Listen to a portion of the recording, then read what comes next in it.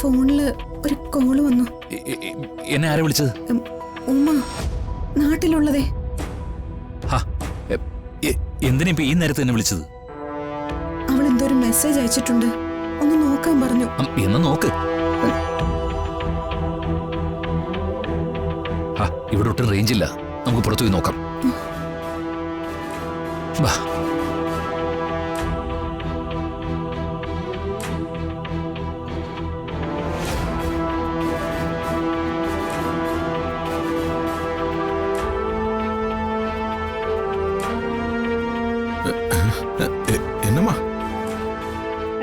ജയിലിൽ നിന്ന് റിമാൻഡ് പ്രതി രക്ഷപ്പെട്ടതായി സൂചന. കൊലപാതക കേസിന്റെ വിചാരണയിലുള്ള പ്രതിയാണ് രക്ഷപ്പെട്ടതെന്ന് ഞങ്ങളുടെ ലേഖകൻ റിപ്പോർട്ട് ചെയ്യുന്നു.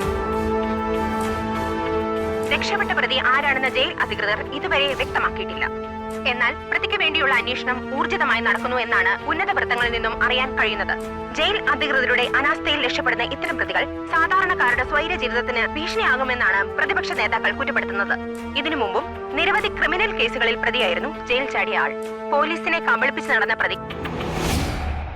രഘുവേട്ട, ഈ പറഞ്ഞ ജയിലിലല്ലേ ജീവൻ? അതെ സാർ, ഹരിസാരോടെയും നിത്യയോടെയും കല്യാണത്തെ പറ്റി அந்த வீணா ஜீவன்கிட்ட சொல்லியிருக்கேன் சார்.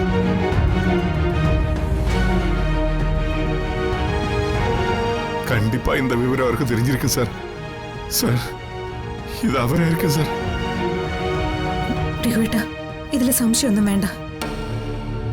ജയിലിൽ ചാടിയിരിക്കുന്നത് ജീവൻ തന്നെയാ. അങ്ങനെയാണെങ്കിൽ ഏത് നിമിഷം അവൻ ഇവിടെ എത്തും. സംശയിക്കുന്നതിൽ തെറ്റില്ല. പുറത്തുനിന്നും കൃത്യമായ വിവരങ്ങൾ എത്തുന്നുണ്ട്. അവിടെയും വിവാഹത്തിന്റെ വിവരങ്ങൾ എത്തിയിരിക്കും. അപ്പൊ ഈ വിവാഹം മുടക്കാനായി കൃത്യമായിട്ട് അവനെത്തും. നിത്യയുടെ ജീവനാണല്ലോ അവന്റെ ടാർഗറ്റ്. എന്തായാലും തന്റെ കൂട്ടുകാരി ഇത് അയച്ചു തന്നത് നന്നായി. നമുക്കൊന്ന് കരുതിയിരിക്കാമല്ലോ. കണ്ടു രഘുവേട്ട, എല്ലാം സമാധാനമായി ഒത്തുവന്നു പറഞ്ഞ് ഒന്ന് ഉറങ്ങാൻ തുടങ്ങായിരുന്നു നമ്മള്. ആ ഉറക്കം കൂടി അവൻ ഇല്ലാതാക്കിയത് കണ്ടോ?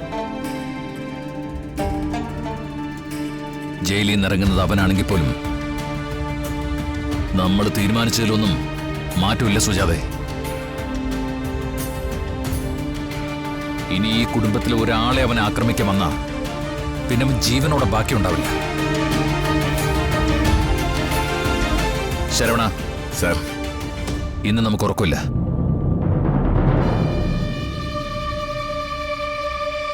ഈ 2 വീടുകൾക്കും നമ്മൾ കാവലുണ്ടാവണം. കണ്ടിപ്പാ സാർ.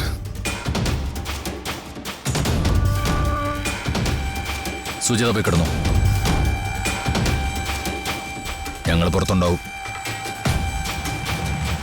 എനിക്ക് ജീവനുള്ളപ്പോ നിത്യമോളെ അവൻ തൊടില്ല സുജാതെ. പോയി കിടന്നു. പോങ്കമ്മ.